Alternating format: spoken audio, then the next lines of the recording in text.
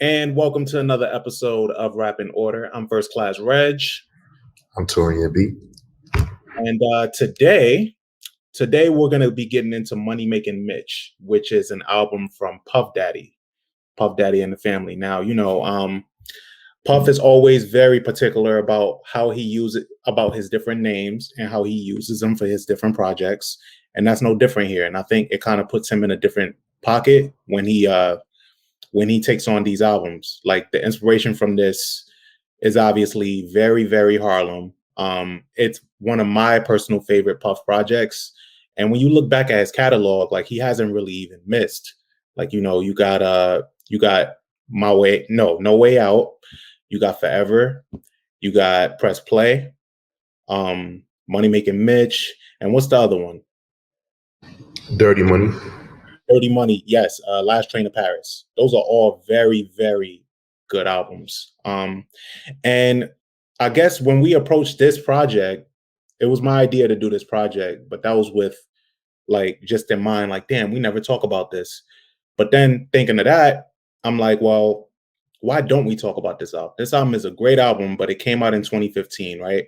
2015 saw a lot of different projects that were amazing. And I think this album kind of got swept under the rug, even though it is a Puff project, which doesn't typically happen for him. Like, why do you think that happened? So Money Making Mitch was probably swept under the rug because it was a mixtape.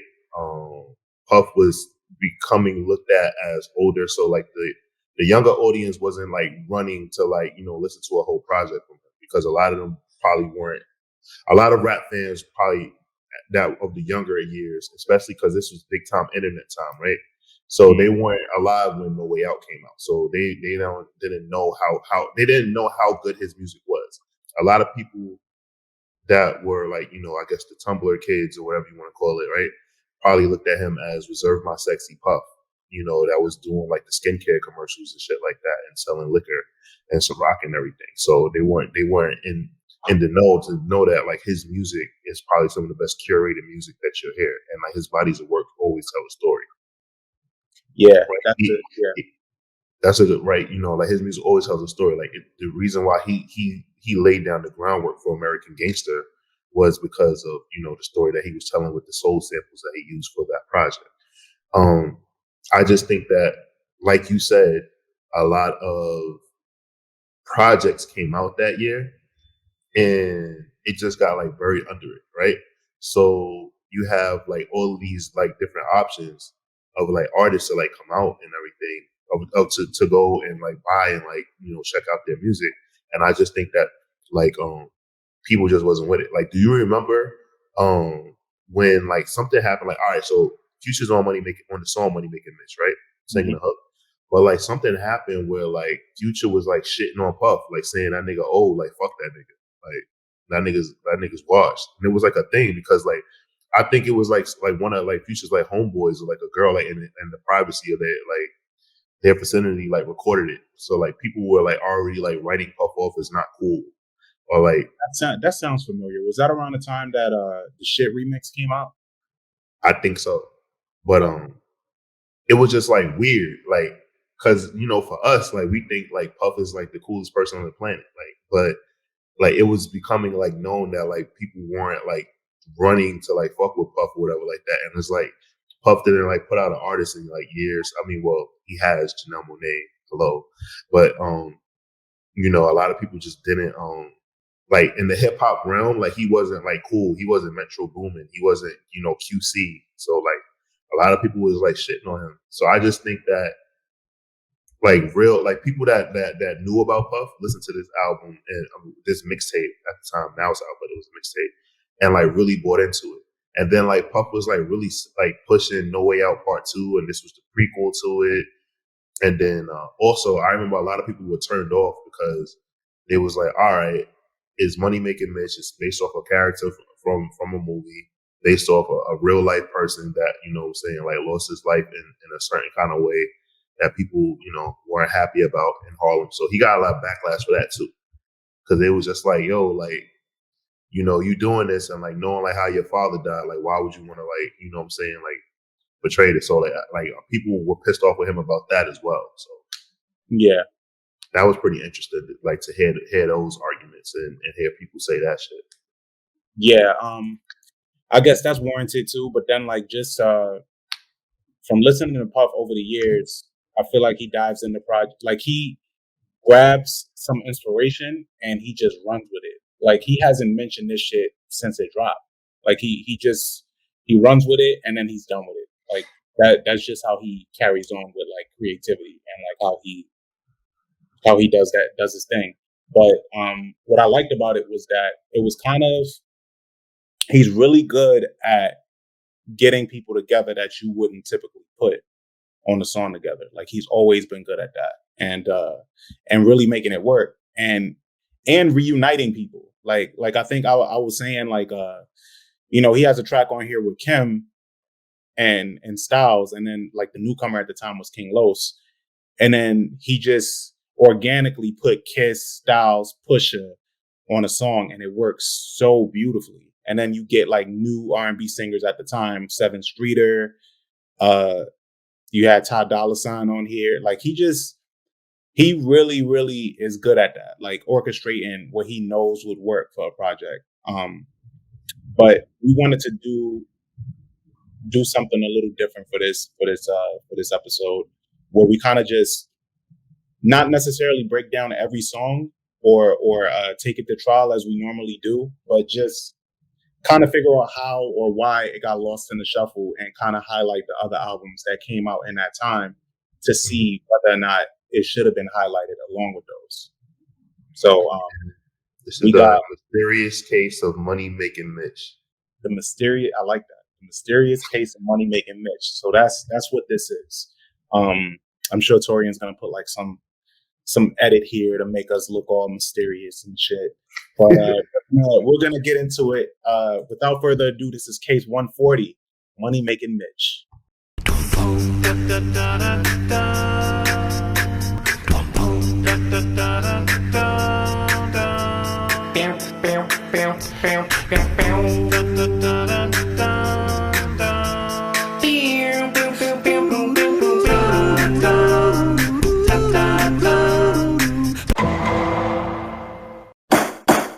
Welcome to another episode of Rap in Order. I'm First Class Reg. No, Torian B. We're joined today by that Aviles guy. Yo, it's Danny with the messed up hair. Your hair still looks marvelous, Danny. Don't worry about it. I know. I was selling myself short. But today we're getting into Money Making Mitch. Money Making Mitch is the debut mixtape from Puff Daddy. It was released in 2015. We wanted to approach this one a little differently. Like we all really enjoyed this album for when it came out, and we kind of I pitched the album for us to do, and we kind of thought of a different way for us to approach it because we were like, well, how can we talk about this if we all really like it? How can we dissect something that we all already enjoy? And then we decided to mention like, hey, well, this is a Puff album, yet it's forgotten about, which is never the case because you have No Way Out, which is acclaim. You have Last Train to Paris. You have the Forever album. You have what's the other one? Press Play, right? So you have all these like acclaim albums from Puff, and he's respected as like this person that puts out great bodies of work. So what happened in 2015? It's like a glitch because a lot of people don't even remember this project coming out, and it had hits on it. You had Ty Dolla Sign, you had Big Sean, you had Travis Scott, you had all these hit makers. You had him reuniting with Kim after they whole shit. They made a record together on this. You had him reuniting, not reuniting, but you had Kiss on here. You had Styles on a track with Pusha. Like it was some really big moments on this, but it kind of just flew under the radar. And I wanted to know why you guys thought that was. So I'll start with Torian.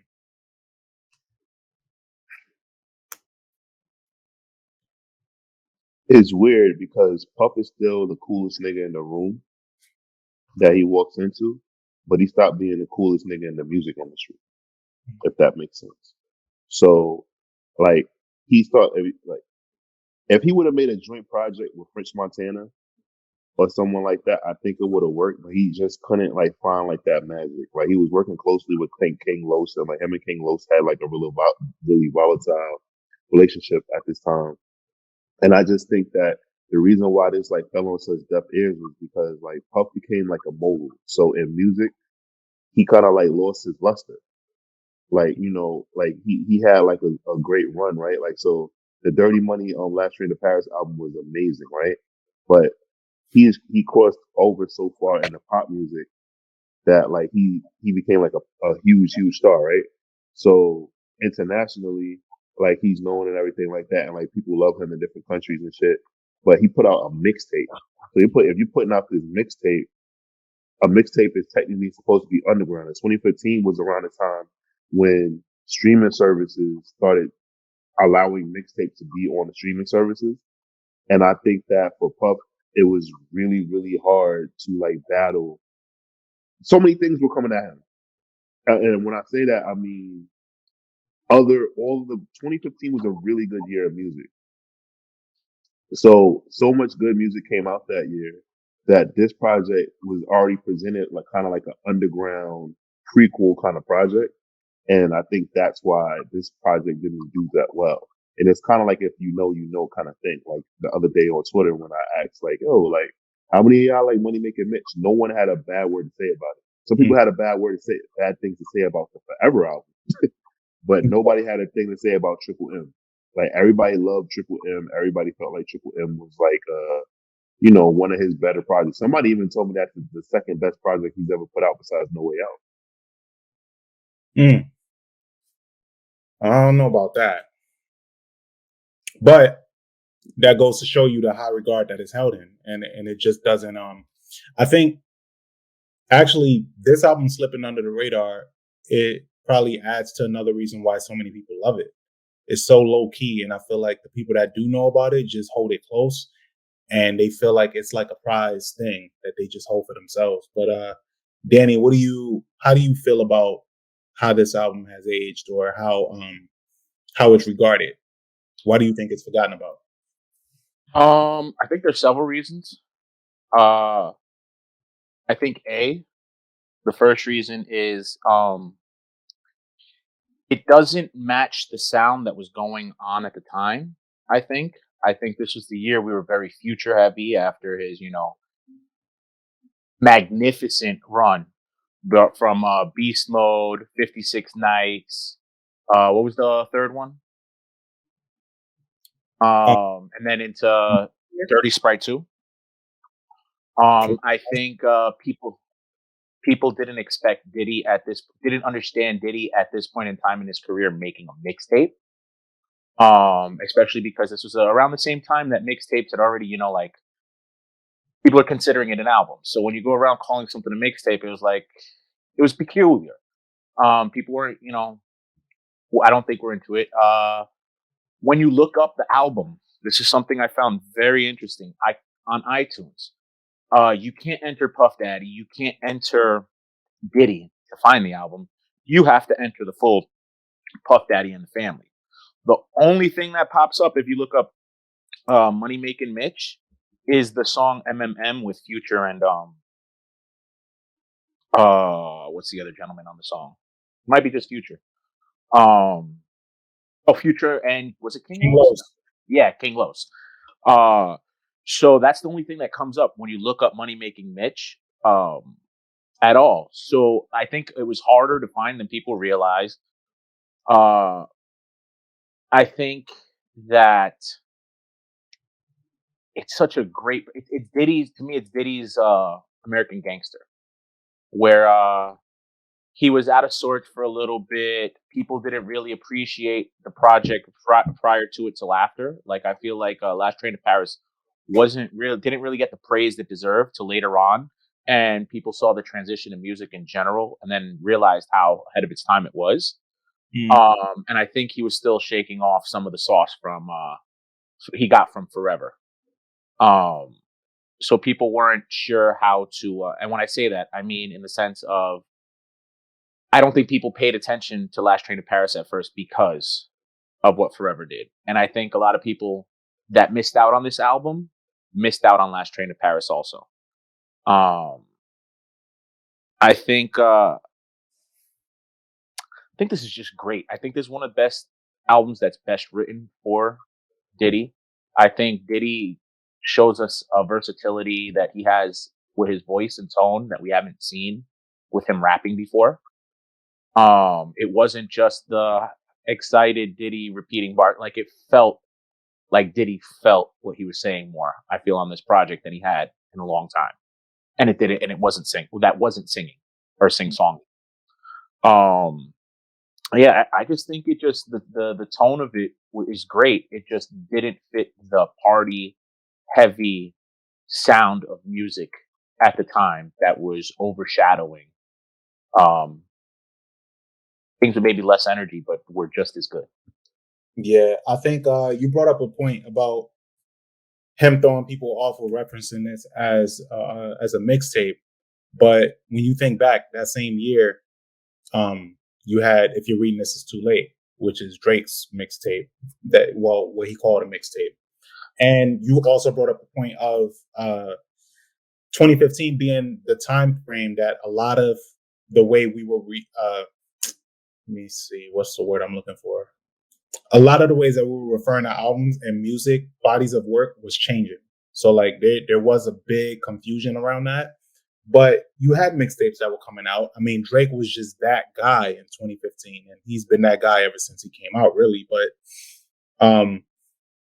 when he referred to "If You're Reading This" as a mixtape, it wasn't any question. We were like, all right, that's a mixtape. When he referred to "More Life" as a playlist, there was some pushback, but people were calling it a playlist. So is Puff? You think Puff has lost his credence in that way, where he can like dictate what something is called or what something is? No, I think what that is, I think we so at the time, because I think at that time, if you're reading this too late, it's right around Drake becoming the already a bigger monster than he is because he's in the midst of his Meek Mill beef. Um, he's in the midst of getting a Grammy for a diss track. This is Drake building himself, whereas Puff is supposed to already be Puff. So hearing Puff use terms like mixtape in 2015, that you kind of get the feeling mixtape is at the time I felt mixtape is more of a for a warm up for artists who aren't as developed or established in the game as well.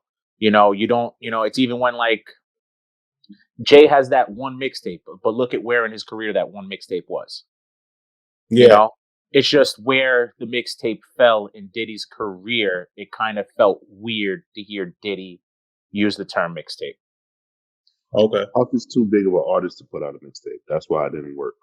The way Agreed. mixtapes were, the way he intended this mixtape to be, and the way that this was too polished. It should have been an EP, if anything, if he didn't, really want to promote it like that. But and the way that he was anticipating the mixtape coming out is not like that anymore. It wasn't like that in 2015 anymore. It wasn't like like a little shop, that was selling mixtapes, and that like mom and pop shop that sold mixtapes physically and stuff like that. So, and streaming was still like, figuring, getting its footing and at its time. But one other thing that we also forget, right, and that I thought about in this, and this is just my conspiracy brain, guys. So don't hold this against me. But Wait. you I'm remember with the that conspiracy talk. Let's go. zero to 100 was supposed to be his song. Yeah.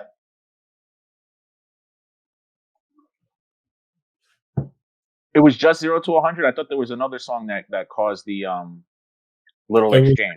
it was 0 to 100. It Right. was it was only So that one. Okay. so I really feel like that messed up his footing with a lot of stuff, because I think that Puff had certain songs that he wanted to come out for the next project. And with 0 to 100, I think he knew he had a hit because it was supposed to be Drake, King Los, and Puff. I believe, if I'm not mistaken. And I think like it was already recorded, but like I think Puff was holding on to it so long because he had like a plan, like have this project come out, and then he was gonna put out the next album. And he just moves, really slow, really meticulous, the right time and everything like that. And I think that it put a halt on a lot of things. And I think the reason why that's another reason that leads to why Money Making Mitch isn't that remembered, because he didn't put out No Way Out too. Yes, that's very true. And also I didn't remember this till the re-listen. He starts the album actually saying this is just the build up for No Way Out too. So that probably is completely it. People probably felt that this was supposed to be, the build up for a second half, and the second half never came. So it's like watching a fucking movie, watching one of these franchise movies that, oh, we're supposed to get a part two, and they can fix all the holes from part one and part two, and Right. you never get a part two. Which Right. I don't feel this album has holes, and it's not to say that this project there's anything wrong with the project. It's compared to the energy of albums released that year, it doesn't have the same high tempoed It does have like a darker energy to it. yeah. And also, let's be honest, like, he had the two monsters in the game, a new monster a new, monster who was establishing himself. Like, that's the year Future established himself. Then you have Kendrick Lamar with To Pimp a Butterfly. Like, you have, if you're reading this, it's too late. And then you have the first post Yams ASAP album drop also. Mhm. You have Shrem Life. Everybody's paying attention more to Drake versus Meek. Meek dropped More than Dreams money. More Than Money. Then you have Rodeo, which was a big deal, you know. And you had Push dropped that year also. Like, I just think it just didn't stand out amongst the other artists. And we finally got the Fetty album. Yeah. That there's a lot of. I just feel that the sound that was at the time, there wasn't a good place. It wasn't a good place for Diddy to just drop it. And maybe he felt like he had to rush the drop because Drake dropped that single. Um, I'd completely forgotten that they had that exchange and I forgot it was particularly that song. Yeah, it was 0 to 100. And Drake disses him on On the shit he did Flooded on too. nah, that was later. But he disses him on, I want to say it was on If You're Reading This. Yeah, But I'm trying to see which one. the song, oh, Used To. It was Used To with Wayne. So he originally just had uh, um he originally just had two verses and a Wayne. He originally just had his verse and then a Wayne track, or a Wayne verse rather, on the mixtape, on Wayne's mixtape. And then when If You're Reading This came out, he added another verse. And on the verse he says something like let's be real, nigga, you couldn't have made it that. Like, he's referencing 0 to 100 on there. And everybody thought he's referencing his Meek collabs. Yeah. I'm trying to look up exactly what he said. Damn.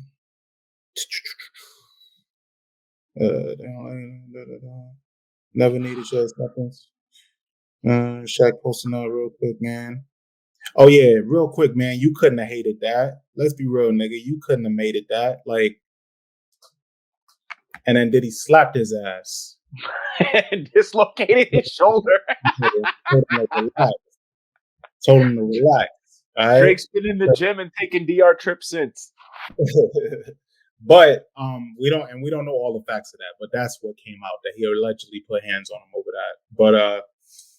But this project, yes, it gets overlooked for all of the reasons that we said. But then you have tracks on here like Every Day. So Every Day I wanted to highlight because it's everything that I like about when Diddy is behind the boards for a song. So the way that he combines all these artists, the way that he leads in the Pusha's verse to give him the lead. I know he went into this song and dictated, and he said, Pusha's gonna have the best verse on this song. This is how I'm gonna treat Pusha. It's kind of similar to how I'll look at 2 Chainz on Mercy. Like the way Kanye orchestrated 2 Chainz verse, because he was like, this is obviously the best verse. Like, we're gonna like run with this. It was like a build-up. It's no different here. This shit is like perfect. Everybody raps so well on this song. And then Auction with Kim. Kim sounds great. King Los sounds great on this whole album. I think Los, I want to say, had the best verse on this song. I think Um, Los really wrote his ass off yeah, on the project. A lot of people were not familiar with King Los. He is one of the best and most slept on lyricists in the game.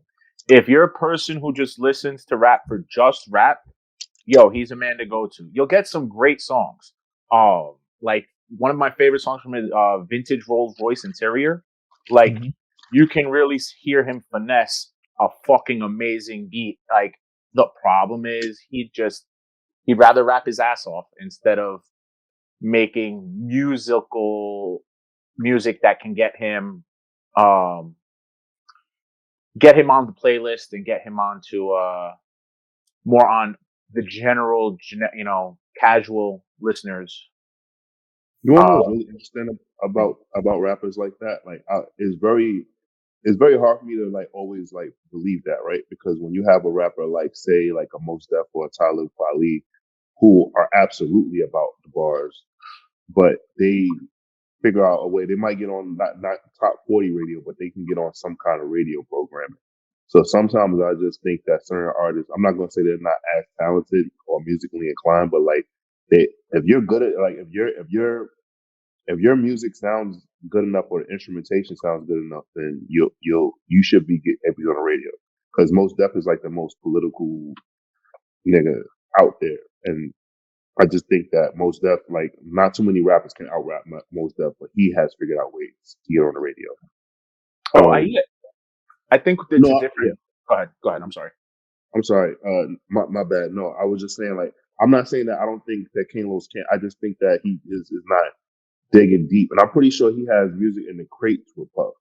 Because I actually wanted to get him on this show because he's on Clubhouse like religiously. So I know some people that like actually like have a relationship with him. But what was I didn't even tell y'all because I didn't want to get you guys like hopes up. But apparently, like he took it like we were asking him for like behind the scenes shit, and I was like, nah, I just want you to talk about the project. But he said Yeah, like he's not at liberty to talk about his dealings with Puff. yeah. Okay. I mean, we get that whole NDA. Yeah, It's why we still haven't gotten the real stories from fucking 50 about writing from Puff and all the other people we know pen shit for him. I mean he told us that people write for him. He don't write Yeah, rhymes, he writes checks. So I guess it's he's there. like, what else y'all want to know? That's that's true. Another thing I want to say is a lot of people always consider that Dr. Dre is like the Quincy Jones of hip hop, but I always said that I think Puff is more so Oh, because I don't because like Dre, like I don't think that I think that Dre is very good at what he does as far as like organizing everything. But like Puff just gives me more Quincy Jones vibes, in my personal opinion, in my humble opinion. I'm pretty sure some people would say like, nah, definitely not Khaled though. But I definitely feel like Puff is a Quincy Jones of hip hop. it's And because Puff is more dynamic. I think in the styles he chooses to seek out. I think the difference with Puff and a Dre is a signature Dre. You could tell a Dre beat from a mile away. Mhm. You could tell, because he actually makes the beats. But the mhm. thing with Diddy is sometimes Diddy will throw you for a fucking loop. And Diddy really will be like, yo, not only can I do R&B really well, I can fucking do rap really well. I can also do pop music really well. You'd like toss me a random artist like he got me. What was that Machine Gun Kelly fucking that one single he had that did anything in life? Like you gave Machine Gun Kelly a fucking crazy single. Like come on, Yeah, yeah, yeah. I'm a like boy. That shit. yeah, that shit.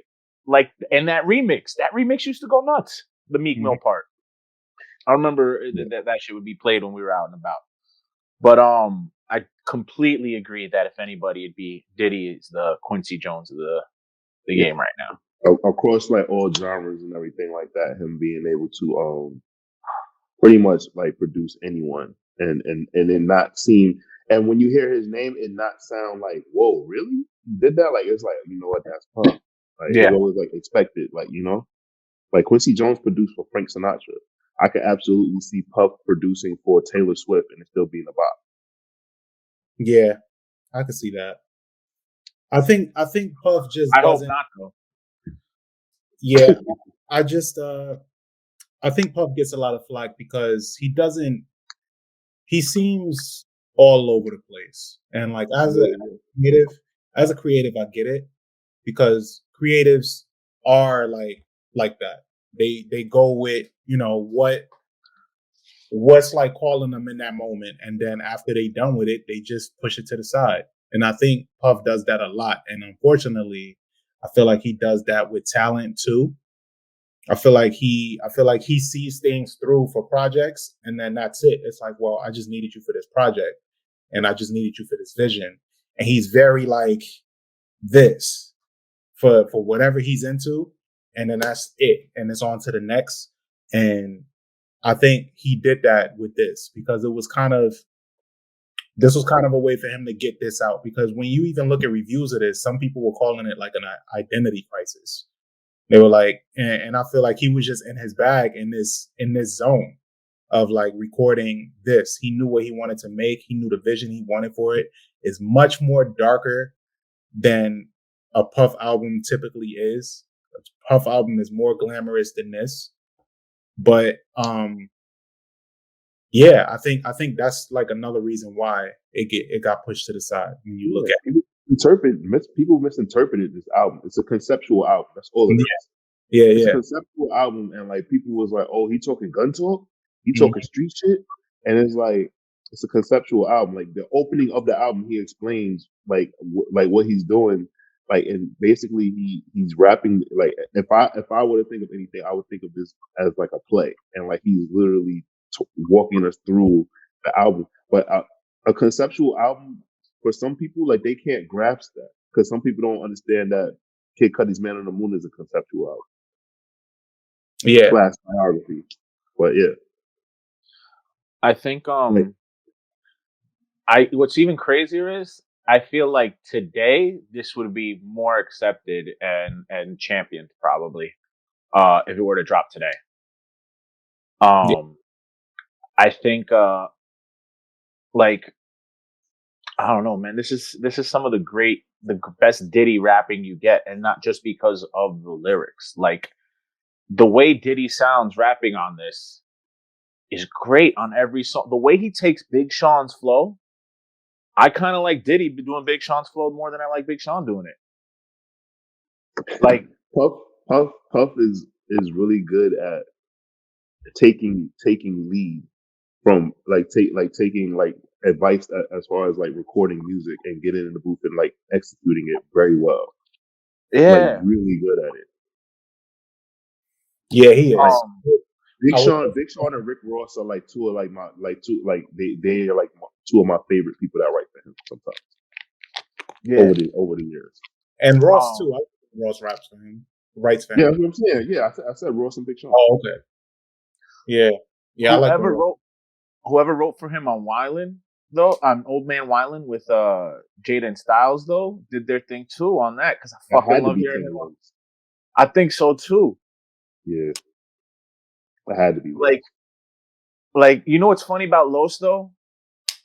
With Los, I kind of feel like he gives Diddy enough space with flows that it you can't always like it almost gives Diddy his own sound, but Mm-hmm. you only know somebody wrote it for him. Like Diddy could turn like it's not necessarily don't sound necessarily like Los, you know, if that makes sense. Like when Yeah, I hear when the songs 50 wrote for him, you could kind of hear it. Songs Diddy or Mace wrote for him, you can kind of hear it. But like when Los writes for him, it's kind of sounds more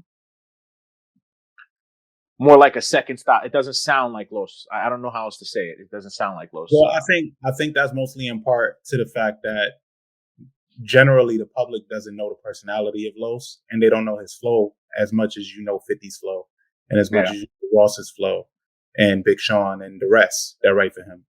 Um, Mhm.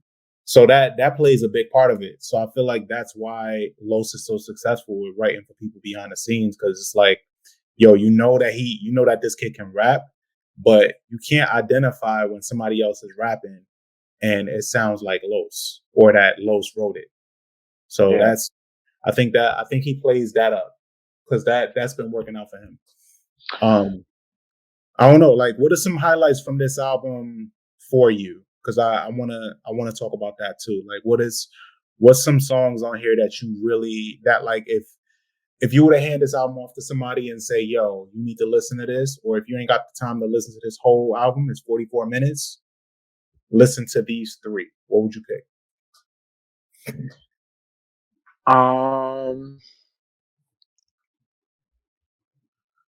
I'm going. I'm gonna go Every Day. You Could Be My Lover, and It Be Work. Okay. Between working and MMM.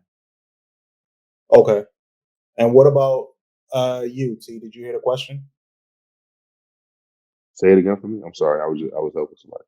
Nah, it's all good. So I was saying this album is 44 minutes. So if you were going to somebody to pitch for them to listen to this album and they don't want to listen to the whole album, it's 44 minutes. But you have three songs that you can pick for them to listen to. Which ones would Only they be? three? Only three. To like be like, yo, this album is fire. Listen to these three. It's three songs. Well, Triple M, obviously, that the title song, right? Mm-hmm. Damn, now I got two more. Working. Mm-hmm. Damn, Reg, what three? And Option. Okay. Wow. Yeah. So you picked two of mine. So mine are I'm going with Every Day. Mm-hmm. Love that song. Auction.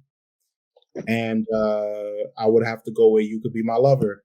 That's like I think those three encompass the feel of this album.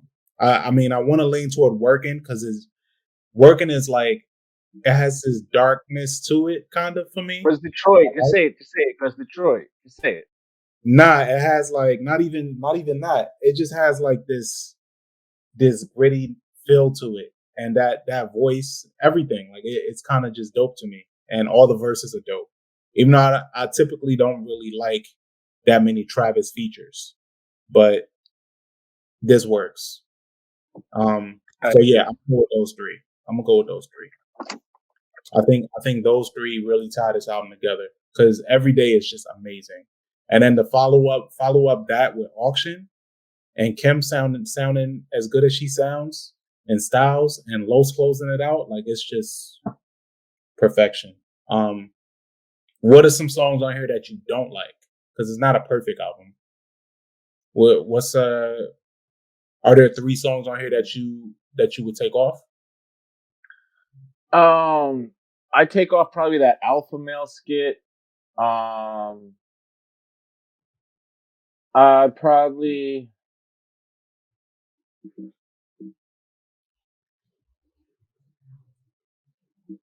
I might take off the All or Nothing, Hmm. and I thought you were done.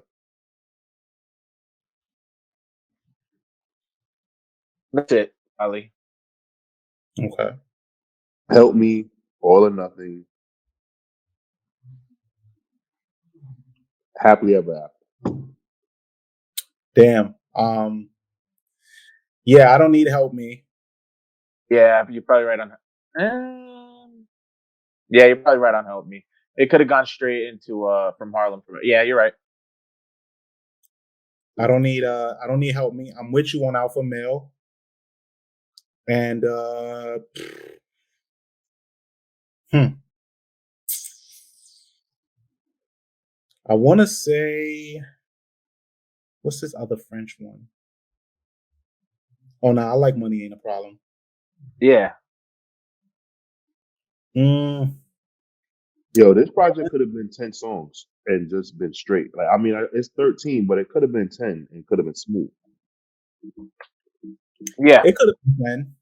It could have been 10. There's a lot of projects I feel that way about, but Yeah.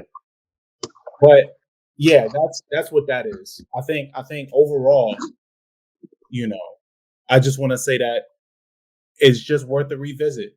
Like overall, it's worth a revisit for people to pay attention to. I hope we actually added another battery in its back just from mentioning it. Um, so we'll see. Any we don't need to drag this one along. Any closing words on this? Danny, go first. I think it should be checked out. I think it has great beats. I think it just we had a very saturated year of great shit that just outshined it just because of energy and the type of time we were on in general. But I think this is a great album, and I think it's aged very well, and people should check it out. Okay. And as for me, I think I share a lot of those sentiments. I think, like I said, at the top of this, a lot of the tracks from this album I still revisit. Even in like my workouts and shit, I play every day, almost every time I work out. That's such a fire track to me. And just the way the production for this is so concise, it's so good. And I think Diddy was just in a space where he was just creating. This came out. It's no coincidence that this came out on his 46th birthday. I think in that time frame in his life, that's just where he was. Like he just wanted to put some shit out to kind of keep him in touch with the streets and kind of just he's always thinking about rebranding himself. So keep himself in the loop and keep himself in the conversation. And I think that's what this album did, or rather, that's what this album could have did, because it didn't really have the impact that I think it deserved. But it's still a standout, and I think we're doing our part in passing along that word. So, Torian, what about you? So this project, I think if it was 9 tracks, it's probably like a perfect classic project. But all in all, like this was a pleasant surprise. I think that Puff can never.